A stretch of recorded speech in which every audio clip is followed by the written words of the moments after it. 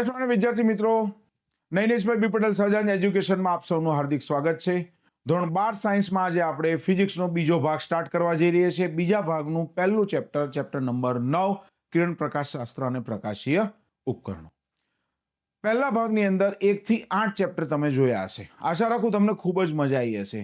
ભાગ 2 માં 9 થી 14 ચેપ્ટર આપણે ખૂબ જ એનિમેશન અને ટ્રાન્ઝેક્શન સાથે તમને બતાવી રહ્યા છીએ.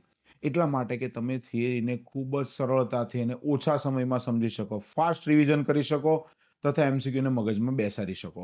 તો આપણે સ્ટાર્ટ કરીએ ચેપ્ટર નંબર 9. ચેપ્ટર નંબર 8 ની અંદર ઇલેક્ટ્રોમેગ્નેટિક વેવ્સની અંદર આપણે વાત કરેલી હતી કે રેડિયો તરંગોથી સ્ટાર્ટ કરીને ગામા રેઝ સુધી જોયું હતું, એટલે કે વધુ તરંગ લંબાઈથી ઓછી તરંગ લંબાઈ. ફ્રીક્વન્સીની વાત કરીએ તો આનાથી એકદમ ઉલટી, એટલે કે ઓછી ફ્રીક્વન્સી રેડિયો તરંગની અને સૌથી વધુ ફ્રીક્વન્સી ગામા રેઝની.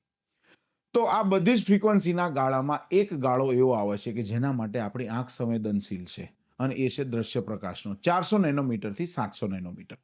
આ ગાળાની અંદર જ આપણી આંખ સેન્સિટિવ છે, એટલે કે આનાથી વધારે તરંગ લંબાઈમાં પણ આપણે નહીં જોઈ શકીએ અને આનાથી ઓછી તરંગ લંબાઈ પણ આપણે જોઈ શકીશું નહીં. તો આપણી આંખ વડે મગજને જે સેન્સેશન પહોંચે છે એવી તરંગ લંબાઈની રેન્જ એને કહેવાય લાઇટ. રાઈટ? તો આ ચેપ્ટરમાં આપણે પ્રકાશનો અભ્યાસ કરવાનો છે. એટલે કે પ્રકાશના ગતિમાર્ગને કહેવાય કિરણ, અને આવા કિરણોના સમૂહને કહેવાય કિરણ જૂથ. તો પ્રકાશના ગતિમાર્ગની આપણે વાત કરવા જઈએ તો હું તમને એક ઉદાહરણ આપીશ કે અહીંયા આગળ હું તમને રિમોટની ફ્રન્ટ સાઈડ બતાવું છું. તમે જોઈને કહેશો કે આ રિમોટ છે સાહેબ.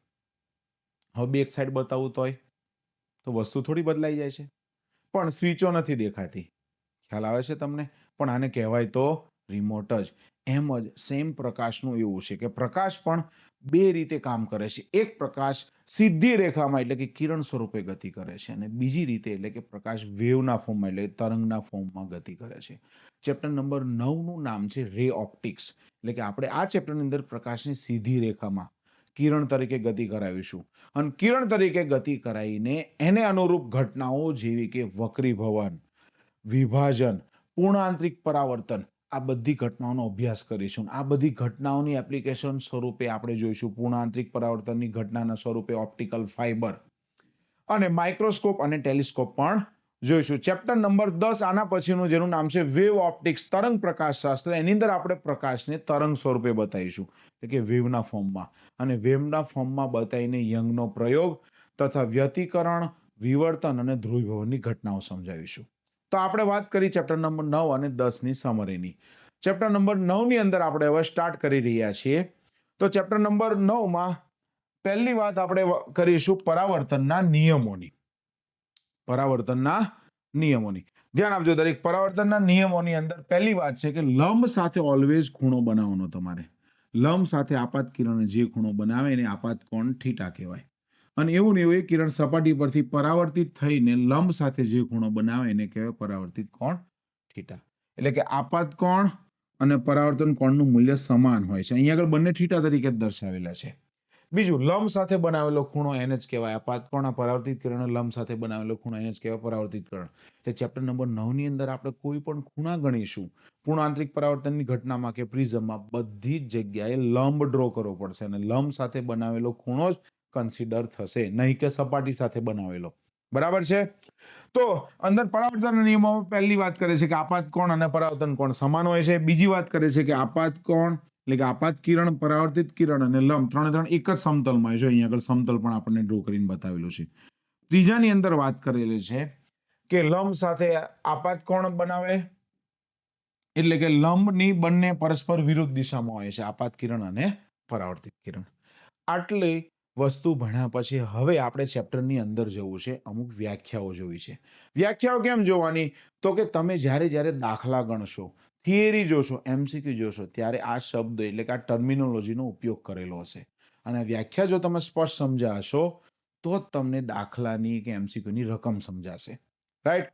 તો આપણે પહેલા અરીસો આ ચેપ્ટરમાં આવશે, અને પહેલા ભાગની અંદર આપણે અરીસાની જ વાત કરીશું. અરીસા બે પ્રકારના છે. એક છે અંતર્ગોળ અને બીજો છે બહિર્ગોળ. અંતર્ગોળ અરીસાની ઇંગ્લિશની અંદર કહેવાય કોન્કેવ મિરર. બહિર્ગોળ અરીસાની ઇંગ્લિશની અંદર કહેવાય કોન્વેક્સ મિરર. રાઈટ? અંતર્ગોળ અરીસાની પણ કંઈક લાક્ષણિકતા છે, બહિર્ગોળ અરીસાની પણ લાક્ષણિકતા છે. આપણે પછી જોઈએ. પહેલા આપણે વાત કરીએ વ્યાખ્યાની. સૌથી પહેલા વાત કરેલી છે કે ધ્રુવ P. તો કે અરીસાની જે ભૌમિતિક સપાટી છે એનું જે સેન્ટર એને કહેવાય ધ્રુવ. બીજી વાત કરી છે વક્રતા કેન્દ્ર. તો આ અરીસો છે ને કોઈ એક ગોળામાંથી કાપેલો છે ભાઈ, અને આ ગોળામાંથી કાપેલો હોય એનું જે કેન્દ્ર એને કહેવાય એનું વક્રતા કેન્દ્ર. અને આ ગોળામાંથી હું કટ કરીશ આ રીતના અરીસાને, અને એની જે આ ત્રિજ્યા આવી એને કહેવાય વક્રતા ત્રિજ્યા R. રેડી? ઓકે. ધ્રુવ અને વક્રતા કેન્દ્રમાંથી પસાર થતી જે અક્ષ છે એને કહેવાય મુખ્ય અક્ષ. ઓકે, મુખ્ય અક્ષ પણ જોઈ લીધું આપણે, ધ્રુવ પણ જોઈ લીધું.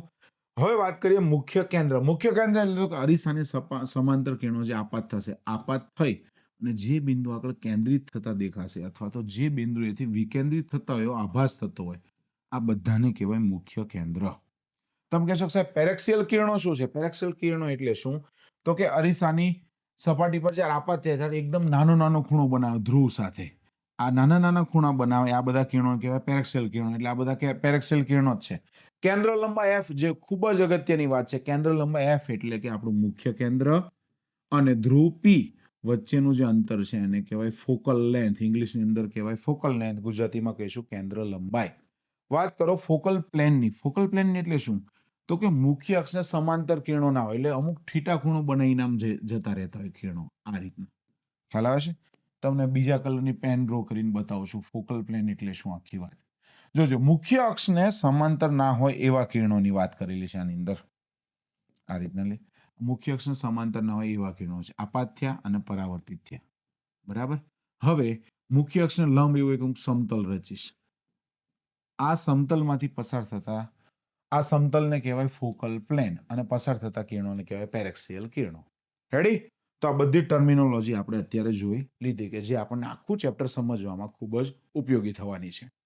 હવે વાત કરું હું કે આ કોન્વેક્સ અને કોન્કેવ મિરરનો ઉપયોગ ક્યાં થાય છે. અંતર્ગોળ અરીસાનો ઉપયોગ તમે વ્યવહારમાં જોયેલો જ છે પણ તમને ખબર નથી. અંતર્ગોળ અરીસો કામ શું કરે? તો એક કામ કરે ઝૂમ કરવાનું, અને બીજું કામ કરે કે તમે એની કેન્દ્ર લંબાઈ પર કોઈ પણ વસ્તુને મૂકશો તો કિરણોને સમાંતર બનાવી દે. તો સૌથી સારામાં સારી વાત છે એને હેડલાઇટમાં ઉપયોગ થાય. હેડલાઇટમાં શું કરવાનું ખબર? તમારો જે બલ્બ હોય ને એને તમારે પાછળ રાખવાનો અંતર્ગોળ અરીસો. હવે બલ્બને રાખવાની એની ફોકલ લેન્થ પર, એટલે બલ્બમાંથી જે પ્રકાશ ઉત્પન્ન થશે એ બધો અંતર્ગોળ અરીસા પર આપાત થઈ અને સમાંતર બનશે. એટલે સ્ટ્રેટ લાઇટ મને વધારે મળશે. અંતર્ગોળ અરીસાને કારણે મને સ્ટ્રેટ લાઇટ કેવી મળશે? વધારે મળશે. બરાબર? એટલે કે આ મારો બલ્બ છે અહીંયા આગળ. આ રાખ્યો, આમાંથી કિરણો નીકળશે અને સમાંતર થશે આ રીતે. બીજું કે જ્યાં આગળ મારે પ્રકાશને કેન્દ્રિત કરવાનો છે ત્યાં પણ ઉપયોગ થાય. એટલે કે સોલર કુકરની અંદર પણ આનો ખૂબ સારો એવો ઉપયોગ થાય છે. બીજી વાત કરીએ કોન્વેક્સ મિરરની, એટલે કે બહિર્ગોળ અરીસો. બહિર્ગોળ અરીસાનો એક બહુ જ મસ્ત ઉપયોગ છે, તમને આજીવન યાદ રહે એવો, કે તમારી બાઇકમાં, એક્ટિવામાં કે કારમાં જે સાઇડ મિરર છે એ બહિર્ગોળ અરીસો છે. બહિર્ગોળ અરીસો શું કરે? તો કે વસ્તુનું નાનું પ્રતિબિંબ, આભાસી અને ચત્તું આપે. એટલે તમે જો તમે રોડ પર સાઈડ પર જઈ રહ્યા છો તો બાજુના પટ્ટામાં કયા વાહનો બહાર આવે છે દેખાય. હવે તમારા વાહનની પાછળ એક ટ્રક છે તો બધું અંતર એક ટ્રકમાં જ દબાઈ જાય તો ઓબ્જેક્ટ મિરર શું કરશે? એટલે કે બહિર્ગોળ અરીસો શું કરશે? આ પ્રતિબિંબ છે ને નાનું કરશે. એટલે પાછળ આવેલો ટ્રક, કાર એ બધું તમને અરીસાની અંદર નાનું દેખાશે. ખ્યાલ આવ્યો? જેની ખૂબ જ સારામાં સારી લાક્ષણિકતા અને MCQ ની અંદર પણ આવે છે કે બહિર્ગોળ અરીસા વડે રચાતું પ્રતિબિંબ ઓલવેઝ આભાસી હોય, ચત્તું હોય અને કદમાં નાનું હોય. બરાબર? અંતર્ગોળ અરીસા વડે રચાતું પ્રતિબિંબ આભાસી અને વાસ્તવિક બંને હોય. હવે તમને એવું થશે સર આભાસી પ્રતિબિંબ ને વાસ્તવિક પ્રતિબિંબની શું વાત કરો છો? એટલે કે રિયલ ઇમેજ અને વર્ચ્યુઅલ ઇમેજ. તો કે રિયલ ઇમેજ એટલે કે સાચું પ્રતિબિંબ, એને તમે પડદા ઉપર ઝીલી શકો, જ્યારે આભાસી પ્રતિબિંબને તમે પડદા પર કોઈ દિવસ ઝીલી શકતા નથી. રેડી? હવે આ કોન્વેક્સ મિરરનો બીજો ઉપયોગ તમે જોયો છે જ્યાં આગળ ટર્ન આવતો હશે, એટલે કે રોડ સેફટીમાંનો ઉપયોગ થાય, ત્યાં આગળ બહિર્ગોળ અરીસો મોટો મૂકેલો, એટલે સામેના ટર્નમાંથી કોણ આવે છે? વ્યક્તિ તમને દેખાય. પછી ટેલિસ્કોપમાં પણ આનો ખૂબ જ સારો ઉપયોગ છે. ક્રેસેગ રેને કર્યો તો બહુ મસ્ત, ચેપ્ટરના અંતમાં આપણે જોઈશું. ત્યારબાદ અમુક એવી વસ્તુ હોય કે જેમાં આ બહિર્ગોળ અરીસો રાખેલો હોય. ATMમાં તમે જાઓ ને તો એના મિરર નાનો એ મિરર હોય, એમાં તમને પાછળ કોઈ વ્યક્તિ આવતું નથી ને એ પણ દેખાય. ખ્યાલ આવ્યો? આવી બધી અલગ અલગ સેફટીમાં બહિર્ગોળ અરીસાનો ઉપયોગ કરવામાં આવેલો હોય છે. હવે આપણે આ ચેપ્ટરની અંદર આગળ ભણવા જેવું છે કાર્ટેશિયન સંજ્ઞા પદ્ધતિ. એટલે કે આ ચેપ્ટરની અંદર તમે વસ્તુને ક્યાં રાખશો, નું પ્રતિબિંબ ક્યાં મળશે, કઈ સાઇન ધન, ઋણ, પ્રતિબિંબની ઊંચાઈ, વસ્તુની ઊંચાઈ કઈ રીતે માપવાની, એની જે વાત કરેલી છે કાર્ટેશિયન સંજ્ઞા પદ્ધતિ. અને આખું ચેપ્ટર આપણે કાર્ટેશિયન સંજ્ઞા પદ્ધતિને અનુરૂપ જ ભણીશું. તો ચેપ્ટરમાં વાત કરે છે કે હંમેશા આપાત કિરણની દિશા ઓલવેઝ એન્ડ ઓલવેઝ પોઝિટિવ હોય, એટલે આપાત પ્રકાશની દિશાના અંતરો ઓલવેઝ એન્ડ ઓલવેઝ ધન લેવામાં આવે, જ્યારે આપાત પ્રકાશની વિરુદ્ધ દિશાના અંતરો છે એ ઋણ લેવામાં આવે. બીજું, ઉપર તરફની ઊંચાઈઓને ધન અને નીચે તરફની ઊંચાઈઓને કેવી લેવામાં આવે? હંમેશા ઋણ લેવામાં આવે, જે તમે જોઈ શકો છો. પછી પ્રતિબિંબ માટે 4 નિયમો બનાવેલા છે, ટેક્સ્ટબુકની અંદર આપેલા છે. 4 નિયમોની અહીંયા આગળ હું ચર્ચા કરી લઈશ. અહીંયા આગળ મારી આ વસ્તુ AB તમને દેખાઈ રહી છે. હવે AB માંથી હું સીધું પ્રકાશનું કિરણ આપાત કરીશ તો હંમેશા માટે નિયમ એવો છે કે એ કિરણ મારું મુખ્ય કેન્દ્ર F માંથી જ પસાર થશે. આ મારો પહેલો નિયમ થયો. બીજો નિયમ શું થયો? તો કે આ રીતના મુખ્ય કેન્દ્રમાંથી કોઈ પણ હું કિરણ જવા દઈશ તો ઓલવેઝ અરીસા સાથે અથડાઈને પાછું સમાંતર થઈ જશે. આ બીજો નિયમ થયો. ત્રીજો નિયમ કે વક્રતા કેન્દ્રમાંથી કોઈ કિરણને પસાર કરું તો રિટર્ન બેક વક્રતા કેન્દ્રમાંથી જ થાય. ખ્યાલ આવ્યો? વક્રતા કેન્દ્રમાંથી કોઈ કિરણને પસાર કરું તો રિટર્ન બેક ક્યાં થાય? કહો તો જે વક્રતા કેન્દ્રમાંથી આવવાના અને જવાનો. ત્રીજો નિયમ તો છે દરેક વ્યક્તિને ખબર જ છે, પરાવર્તનનો નિયમ છે ભાઈ. કયો? તો કે ધ્રુવ P સાથે જે આપાત કોણ બને થીટા I, એના એ જ મૂલ્યનો થીટા R બને. આ મારો ચોથો નિયમ છે. સોરી, ત્રીજો નિયમ તો વક્રતા કેન્દ્ર વાળો હતો. રેડી? આટલા નિયમો સમજાઈ ગયા. હવે આપણે વક્રતા કેન્દ્ર એટલે કે વક્રતા ત્રિજ્યા R અને કેન્દ્ર લંબાઈ F વચ્ચેનો સંબંધ જોવો છે. ધ્યાન આપજો દરેક. આ ટેક્સ્ટબુક ની અંદર આપેલી થિયરી છે. આમાં tan 2 થીટા અને tan થીટા એટલે કે બહિષ્કોણનો ઉપયોગ કરીને આપણે સૂત્ર લઈએ છીએ R બરાબર 2F અથવા F બરાબર R/2. ત્યારબાદ બે ત્રિકોણોને સમરૂપ કરીને સાબિતી કરીએ છીએ અને અરીસાનું સૂત્ર આવે છે જે તમે ધોરણ 10 માં પણ ભણી ગયા છો કે 1/v + 1/u = 1/f. અરીસા અને લેન્સના સૂત્રમાં ડિફરન્સ કેટલો આવે છે? ખાલી માઇનસ નો આવે છે. ઓકે. મોટવણી એટલે શું? તો કે પ્રતિબિંબ કેટલું વિવર્ધિત મોટું મળશે, એને કહેવાય મોટવણી. મોટવણી m = h' - v/u. હવે તમને થશે સાહેબ આ સૂત્ર ક્યાં લખ્યા છે? f/f - u અને f - v/f. એ આપણે મોટવણીના સૂત્રને તારવીને લખેલા છે. અમુક વખતે શું થશે MCQ ની અંદર તો કે ડાયરેક્ટ મને કેન્દ્ર લંબાઈ અને પ્રતિબિંબ અંતર એટલે કે વસ્તુ અંતર જ આપેલું હોય તો કેન્દ્ર લંબાઈ અને પ્રતિબિંબ અંતર આપેલું હોય. ખ્યાલ આવે છે તમને? આ બે જ આપેલા હોય અને મને મોટવણી પૂછે તો કે તમારા સૂત્રની અંદર જવાનું, પછી f અને u આપેલા હોય તો v મેળવવાનું, પછી કિંમત મૂકીને મોટવણી, એવું નહીં લાવવાનું. ડાયરેક્ટ આનો જ ઉપયોગ કરવાનો. ખૂબ જ અગત્યના છે, દરેક ખાસ નોટ કરી રાખજો. આ સૂત્રનો ઉપયોગ આજે જ આપણે MCQ ની અંદર કરીશું.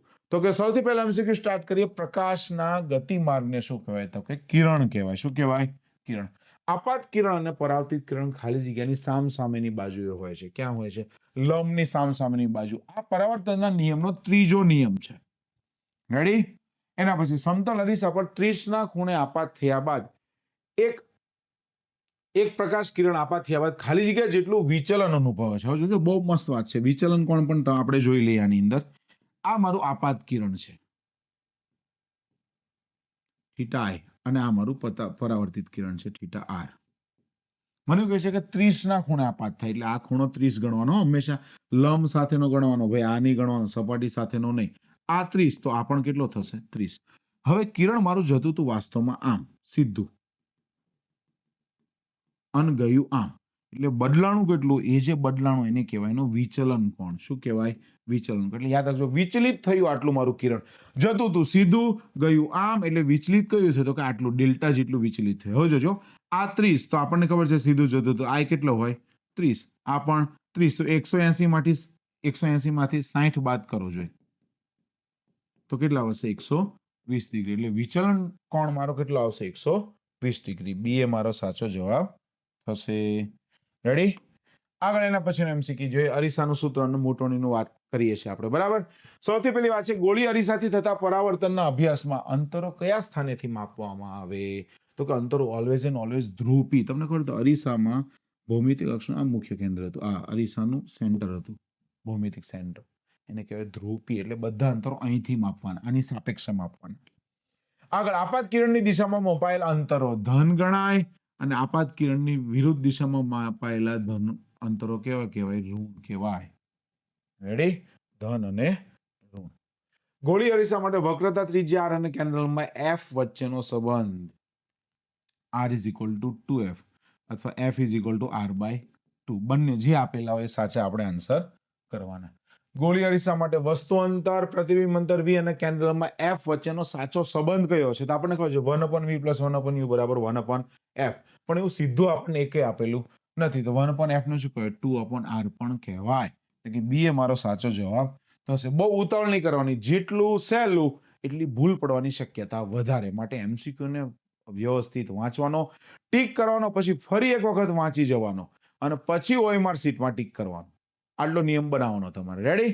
આગળ વાત કરેલી છે ગોળી અરીસા માટે લેટરલ મોટવણી m = h - v/u. h - v/u. લેન્સની અંદર -v/u નહીં આવે, ખાલી v/u જ આવશે. બરાબર? માઇનસ સાઇન નહીં આવે.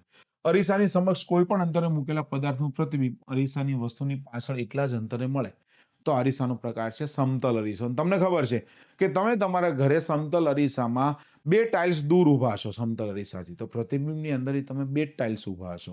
એ વાસ્તવમાં ડિસ્ટન્સ બમણું થઈ ગયું કહેવાય. રેડી? અને અરીસાને કહેવાય સમતલ અરીસો. એક અરીસા વડે રચાતું પ્રતિબિંબ આભાસી અને મોટું છે. ભાઈ ઝૂમ કરવાનું કામ કોણ કરે છે? અંતર્ગોળ અરીસો. કોણ કરે છે? અંતર્ગોળ. અને બહિર્ગોળ અરીસા વડે મળતું પ્રતિબિંબ હંમેશા કેવું હશે? આભાસી હશે. કેવું હશે? આભાસી. મોટું તો હોય જ નહીં, ઉલટું હોય નહીં, ચત્તું હોય. ભાઈ આનાથી ઊંધી વાત છે. હો, 3 ઓપ્શન ની ખાસ ધ્યાન રાખજો દરેક. સમતલ અરીસાની કેન્દ્ર લંબાઈ કેટલી હોય? ભાઈ સમતલ અરીસામાં એવું થાય કે આપત થતા કિરણો કેન્દ્રિત થાય, કે કેન્દ્રિત જ ના થાય. સમતલ આવે, સમતલ બેક જાય, એટલે કેન્દ્ર લંબાઈ કેવી આવે? એની ઇન્ફિનિટિવ. આ ખાસ યાદ રાખવા જેવી વસ્તુ છે. આ બહુ મસ્ત વાત છે. ભલભલાને આ MCQ ની અંદર ભૂલ પડે છે કે સમતલ અરીસાની કુલ મોટવણી કેટલી. હવે મોટવણીનું સૂત્ર આપણી પાસે શું છે? m = -v/u. હવે તમે કહેશો પ્રતિબિંબ અંતર અને વસ્તુ અંતર તો સમાન જ છે, પણ એક તો તમારે ઋણ લેવું પડશે ને. તો એક ઋણ લેવા જાઓ તમે, દાખલા તરીકે વસ્તુ અંતરને ઋણ લેવા જાઓ, સૂત્રના ઋણ, બંનેનું અંતર સમાન છે, તો ગુણોત્તર આવશે +1. કોઈ દિવસ નેગેટિવ 1 ચેક કરો, ટીક કરવાનો નહીં. +1 એ મારો સાચો જવાબ થશે. 42 સેન્ટીમીટર વક્રતા ત્રિજ્યા ધરાવતા અંતર્ગોળ અરીસા. ભાઈ અંતર્ગોળ અરીસામાં ઓલવેઝ તમારે યાદ રાખવાનું કે અહીંયા આગળ સંજ્ઞા પદ્ધતિ વાપરે એટલે આ બધા અંતરો પોઝિટિવ કહેવાય, આ સેના અંતરો કેવા કહેવાય? નેગેટિવ. હવે મારો અંતર્ગોળ અરીસો છે, એની કેન્દ્ર લંબાઈ f ઓલવેઝ ઋણ હોય, વક્રતા ત્રિજ્યા ઓલવેઝ ઋણ હોય. બહિર્ગોળની વાત કરું તો બહિર્ગોળની અંદર આ કેન્દ્ર લંબાઈ છે, એટલે બહિર્ગોળ લેન્સની અંદર કેન્દ્ર લંબાઈ મારી હંમેશા ધન હોય, f હંમેશા ધન હોય અને r પણ હંમેશા ધન હોય. હવે ભેગી તમને અહીંયા આગળ લેન્સની વાત કરી દઉં છું, કારણ કે શોર્ટકટ ટ્રીકની વાત કરું છું. ધ્યાન આપજો દરેક કે ભાઈ અંતર્ગોળ અરીસો અથવા તો અંતર્ગોળ લેન્સ, અંતર્ગોળ લેન્સ આવો હોય. આ બંનેમાં f always and always negative હોય. યાદ રાખજો દરેક. અંતર્ગોળની અંદર f કેવો હોય? Always and always negative. અને બહિર્ગોળ અરીસો કહો કે બહિર્ગોળ લેન્સ કહો તમે, આ બંનેની અંદર કેન્દ્ર લંબાઈ f હંમેશા પોઝિટિવ આવે. બહિર્ગોળ લેન્સ એટલે કે આ રીતની. રેડી?